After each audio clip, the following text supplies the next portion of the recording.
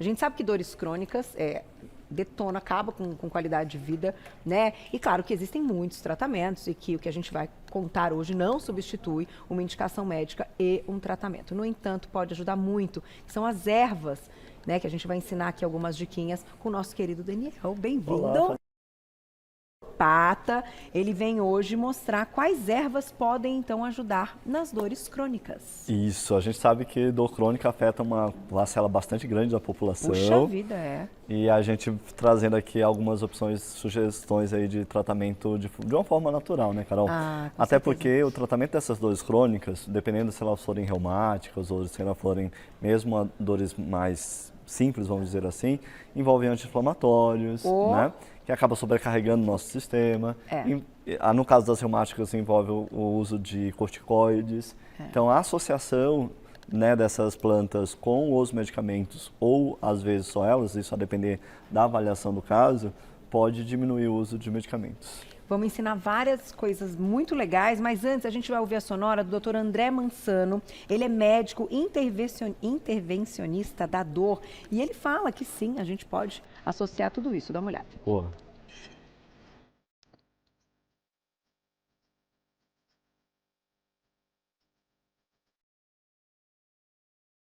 Olá, boa tarde. Meu nome é André Mansano e eu sou médico especialista no tratamento de dores crônicas. Mas o que afinal são as dores crônicas? Dor crônica é toda dor que dura pelo menos 3 meses no ano. E ela vai acontecer basicamente de duas formas.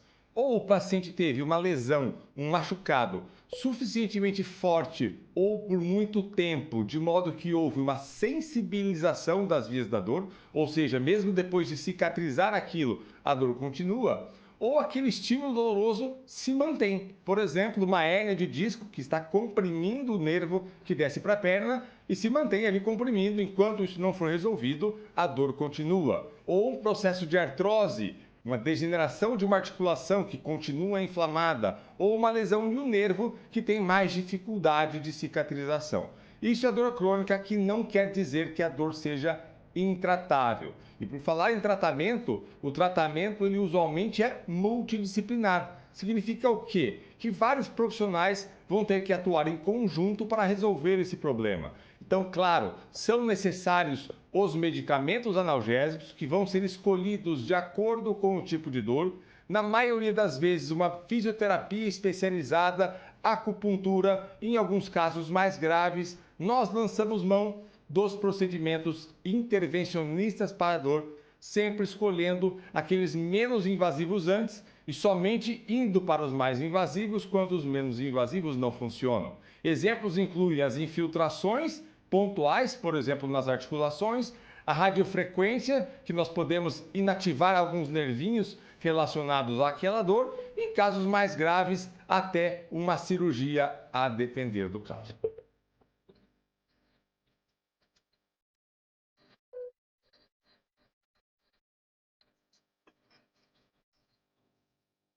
Obrigada, doutor André, pelas palavras. Muito legal, né, gente? Eu vou deixar o contato dele para vocês também, que é o @doutor abreviado André Mansano, tudo junto lá nas redes sociais. E agora, então, a gente vai também seguir o conselho e vamos, né, a esse sábio que é o nosso querido Dani, para contar aí a respeito dessas ervas. Vamos começar por aqui? Isso, aqui nós vamos ter a aroeira. Nós temos alguns tipos de aroeiras, essa é a chamada aroeira da praia, ela é típica da Mata Atlântica, né? A Chinus teremetifolia. A gente tem a aroeira do Cerrado, a aroeira da Caatinga, né? Então, depende da região do Brasil, pode ter diferente. E ela é uma extraordinária planta com efeito anti-inflamatório. Geralmente a gente vai utilizar por essa finalidade as cascas, né? Mas aí, Carol, eu trouxe até como curiosidade, a gente tem a pimenta rosa, que é dessa, né, a gente pode até ver a imagem aqui, a gente vai colocando as flores que é dessa mesma planta e que é também utilizado na culinária. Ela também é extraordinária como anti-inflamatória, tem antioxidantes. Então é o caso dessa planta que a gente pode utilizar tanto as cascas quanto os frutos nesse caso. Que legal! Que é a pimenta rosa, aí a gente tem o óleo essencial de pimenta rosa que é extraordinário, também com esse efeito anti-inflamatório, né? As cascas, especialmente, elas vão ter uma quantidade bastante grande de taninos, o que faz com que ela seja indicada especialmente para condições mais agudas. Tá. Né? E aí a gente pode utilizar para ferimentos, por exemplo. Então, se essa dor tem a ver com um ferimento ou com uma contusão mais aguda, a gente pode utilizar as cascas. E ela também tem um efeito anti-inflamatório sistêmico, né, que a gente vai poder utilizar. Essa daqui a gente faz em plasto, que é o que você vai ensinar daqui a pouquinho? Então, aí a gente pode fazer, todas aquelas que serem possível a gente fazer o chá, a gente pode fazer o emplasto, né? Ou seja, se eu tenho uma dor localizada, então eu posso fazer o uso interno, mas eu também posso fazer o uso local. E aí a gente vai fazer o chá, a infusão ou a decocção. Por exemplo, aí, Carol, é sempre importante esclarecer essa dúvida, né? Casca a gente deve ferver, que é o que a gente chama de decocção. Quando são folhas, quando são partes mais leves, aí a gente só faz a infusão, ou seja, eu não fervo, só coloco água quente sobre o local. Sobre o local. Exatamente, tá? E aí, a partir dessa infusão, eu posso fazer o emplasto sobre o local. A gente vai mostrar exatamente como fazer. E até trouxe aqui uma associação com a argila, né? Gente, muito legal. A gente vai deixar para o final, tá? A receitinha tá aqui. Vamos falar da artemisia? Então, essa é uma planta que é muito utilizada no contexto da medicina chinesa. E aí a gente tem a moxa bustão, né? Então, só que a artemisia por si só, ela também tem um efeito para dores, e aí especialmente associada à questão da mulher, do ciclo menstrual, cólica menstrual. Que legal. Nesse caso, para a cólica menstrual e para regular o ciclo menstrual, e até dores mais graves, como o caso da endometriose, né, para atenuar, para aliviar, já que a endometriose exige um cuidado, né, específico, aí a gente pode fazer a infusão da artemisia. Mas aqui, Carol, como ela está sendo utilizada, né, esses bastões... É aquele que queima? Exato. Aí, a indicação ali a gente tem, especialmente para dores crônicas, elas podem ser associadas aos pontos de acupuntura, o doutor falou, né, da acupuntura, que pode ser utilizada ali. E especialmente para dores, Carol, que são mais crônicas e pioram com frio, né, tem aquele componente ali, então... joelhos, quadril, tornozelo. Exato, né? E a artemisia, ela também acaba trazendo um efeito interessante para a questão da fibromialgia, né? Porque a gente sabe que a fibromialgia tem muitas questões de dores e os pontos específicos de acupuntura podem ser associados aí ao uso da moxa, né, da artemisia, e aí para você aliviar, e até porque vem junto com a fibromialgia fadiga, né, falta de ânimo, estado depressivo, muitas vezes a depressão associada. Então, a artemisia... Desculpa te interromper, mas só para te explicar. Queima, mas claro, a gente é feito com um profissional, Exato. né? E aí vai no local e vai fazendo assim? Na verdade, aqui eu vou acender como se fosse um charuto, né? Isso, e eu vou aproximar, Carol. Não encosta, não. Encosta. E aí a sensibilidade, né? Isso, a sensibilidade ali, ó. Vou deixar uns 2 dedos de distância. E aí a sensibilidade vai falar, aqueceu, ficou desconfortável, afasta. Afasta. Exatamente. Aqui esta moxa... que queima, então. Exato. Essa moxa lã, ela pode ser utilizada também sobre a região, mas aí eu vou utilizar alguma outra substância, por exemplo, gengibre embaixo. Isso o profissional de medicina chinesa vai fazer, né?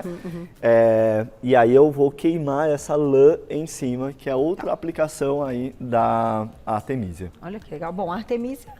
É uma plantinha bonita, né? Bonita, legal. Uma florzinha ali, que é mais difícil da gente ver. Agora nós vamos para uma que está ficando famosa, que você já trouxe ela aqui. Já trouxe aqui, exatamente. Garra do diabo. Ela é especialmente indicada quando a gente pensa em dores reumáticas, Carol. Então, ela tem um efeito muito curioso, que a ciência ainda está tentando descobrir como que ela exatamente funciona, que ela tem um efeito imunomoduladora. Né? O que quer dizer isso? Quando o sistema imunológico está atacando o nosso corpo, que é o quadro do reumatismo, ela evita que isso aconteça e ela ainda combate a parte inflamatória, né? Então, é uma planta extraordinária, tem sido muito estudado pela ciência até para a gente descobrir qual é exatamente esse mecanismo que ela, né, possui para que medicamentos possam ser utilizados a partir desse conhecimento, né? Legal. Mas ela é muito utilizada ali dentro desse contexto mesmo. E dá para fazer o chá.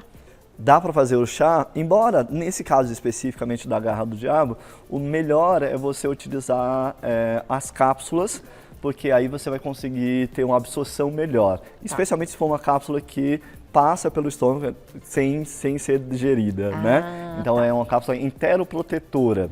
Então o profissional vai te indicar exatamente nesse sentido. E a flor tá aí.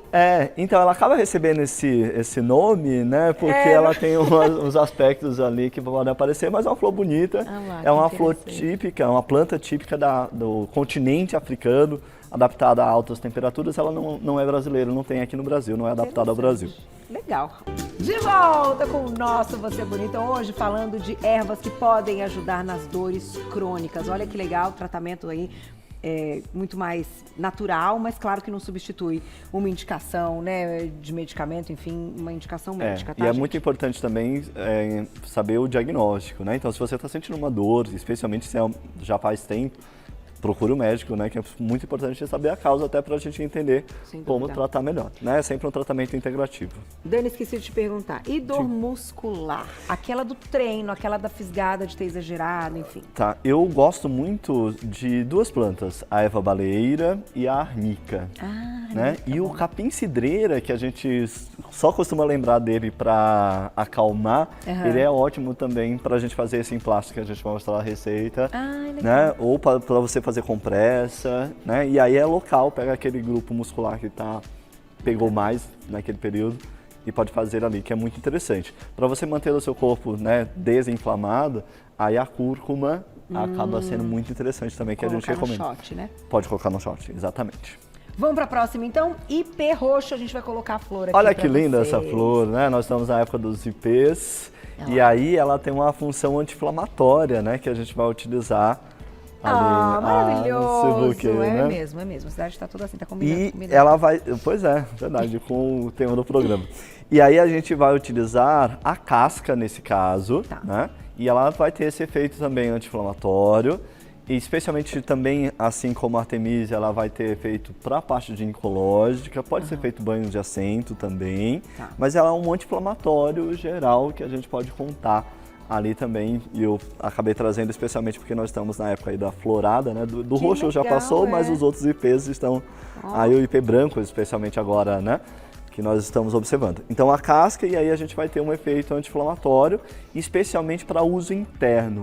O IP, uma vantagem dele é que ele é bastante seguro para uso interno. Aí você pode fazer a decocção, uma casca, então, portanto, tem que ferver, e você pode utilizar ali em conjunto com outras plantas ou ele isoladamente com essa ação anti-inflamatória.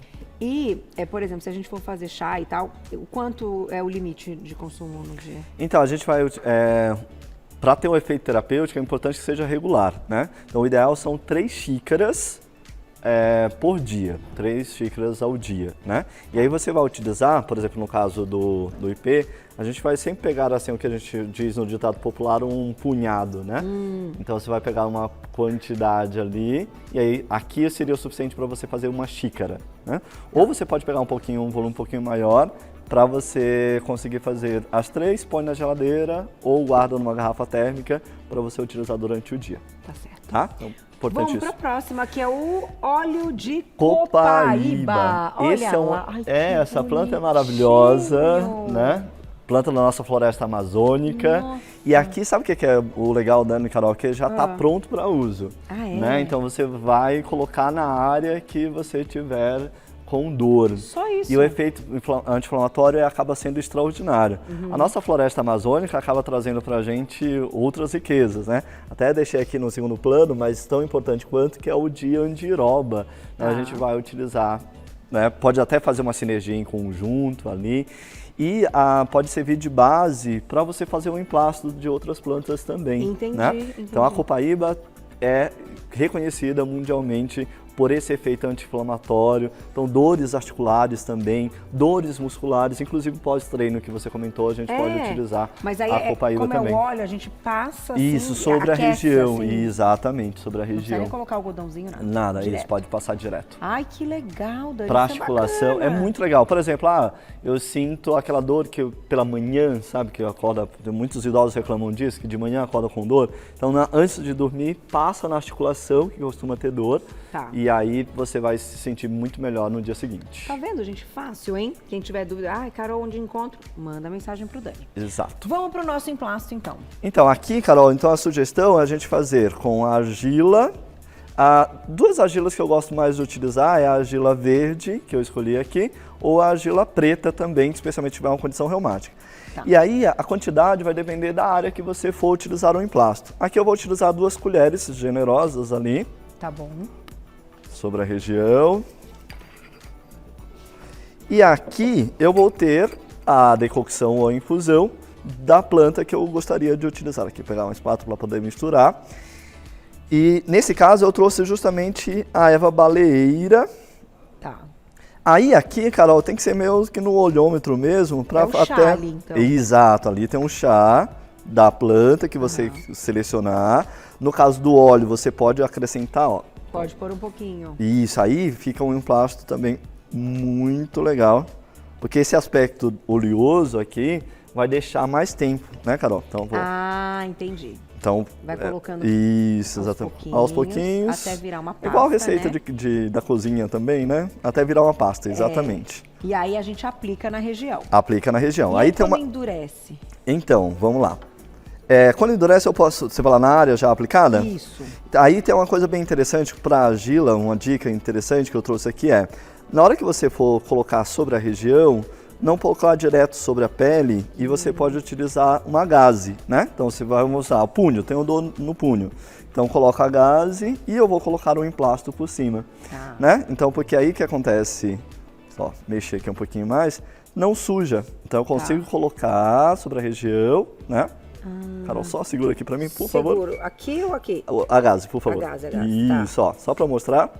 Então coloco sobre a região, certo? Certo. Aí eu vou deixar. Se eu quiser, eu posso cobrir com uma atadura, né? Mas aí o que eu gostaria de mostrar aqui é o truque, ó. Fica muito mais fácil de você limpar que legal, ali, Dani. tá? Vamos colocar a perguntinha do público para dar tempo e a gente já fala aqui do quanto tempo a gente pode ficar com o emplasto. Quem mandou? Lu, obrigado, um beijo. Sinto muita dor no joelho direito. Será que tem algum chá para amenizar? Pode ser sem emplasto. Pode ser esse emplasto que a gente acabou de fazer. Aqui a gente utilizou a erva baleeira, que é uma das plantas que eu vou indicar. O óleo de copaíba também é muito interessante para isso, o ipê roxo, a aroeira, né? Tá. Eu gosto muito de utilizar a moxa para isso, né? Então é muito interessante você utilizar também. Que é esse aqui, gente, mas aí tem que Isso. procurar um profissional, né? Mas eu acho que a sua intuição falou bem. Repete o emplasto aqui, que é maravilhoso. Gostei desse emplasto. E ó, o óleo ali, fácil, hein, gente? É ele. Põe direto. Exato. Tem mais perguntinha? Já me sinalizaram, tem muita pergunta. Sara, obrigada, um beijo. Qual erva é melhor para sinusite? Eu gosto do eucalipto, né? E aí você pode fazer a inalação, né? E gosto também do hortelã. Todas as plantas que tem esse cheiro mentolado, canforado, alecrim, a gente pode utilizar ali. Tá, chazinho ou fazendo inalação? Isso, o ideal para sinusite é fazer a inalação Tá. e você pode utilizar também o óleo essencial dessas plantas, que é até mais fácil de você aplicar. Legal. Óleo essencial de hortelã-pimenta, é show de bola. Próximo, olha lá. Perguntinha. Vivi, obrigada, um beijo. Tem alguma erva que ajuda no tratamento de enxaqueca crônica? Então, tem sim. A gente associa a enxaqueca especialmente a parte digestória, né? Então eu gosto muito do dente de leão para isso, picão preto, camomila é extraordinário, né? Então para você fazer o chazinho ali, geralmente quem tem enxaqueca crônica sabe quando vai dar o gatilho. Então usa nesse momento que perceber que vai ter, ou você pode utilizar até como preventivo por alguns períodos, né? Tá bom, é um chazinho então. Tem um efeito muito interessante. Tem mais, olha lá. Obrigada, Sil. Beijo. Qual seria a erva indicada no controle de colesterol? Boa. Eu gosto muito do cardo mariano para o colesterol, alcachofra e também a berinjela são as que eu mais utilizo para isso. A alcachofra é uma planta extraordinária. Você pode utilizar a tintura ou o extrato seco. E além do colesterol, então geralmente condições que vêm junto, né? Então diabetes, hipertensão, e aí você pode utilizar associado aí para essas condições. A água de berinjela, aquela que a gente deixa a berinjela... Isso a gente chama de maceração, né? Eu gosto muito, Carol, de trabalhar com as tinturas. É uma forma farmacêutica segura que tem a garantia que você tem os princípios ativos ali. Manda mensagem pro Dani, ficou com dúvida? Muito conteúdo, né, gente? Ele é brilhante, muita coisa bacana. Vai lá no Instagram dele, @DanielAlanNaturopata, @DanielAlanNaturopata. Você encontra todo o trabalho, manda mensagem pra ele e agradecimento ao site ebram.com.br. Obrigada, viu, querido? que Sempre agradeço. um prazer te receber com esse conteúdo brilhante. Eu que agradeço o E a espaço gente volta mais uma amanhã. vez. Sempre maravilhoso.